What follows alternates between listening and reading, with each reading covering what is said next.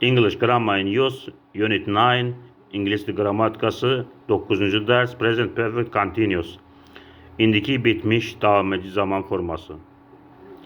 A paragrafına baxırıq. It has been raining, yağış yağıb. Study this example situation. Bu nümunə ne oxuyun. Is it raining, yağış yağırmı? But the ground is wet. Xeyr, lakin torpaq yaşdır. It has been raining, yağış yağıb. Have has been plus ing is a present perfect continuous. İndiki bitmiş davam edici zaman düzəldilməsi üçün have və yaxud has been və feilin sonuna ing əlavə edirik. Bütün şəxslərlə have işlənir. Bir də üçüncü şəxsin təki ilə, he ilə, she ilə, it ilə has işlənir. Bir də been, bir də feilin sonuna ing əlavə edirik.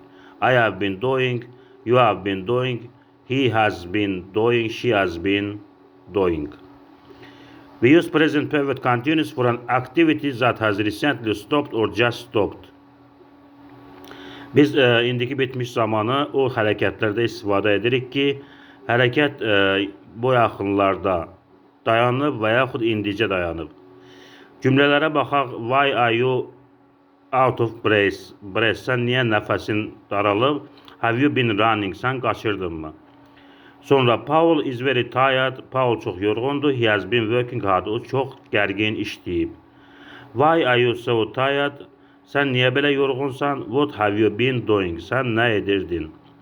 I have been talking to Amanda and she agrees with me. Mən Amanda ilə danışırdım və o mənimlə razılaşır. Where have you been? Sən haradaydın? I have been looking for you. Mən səni axtarırdım.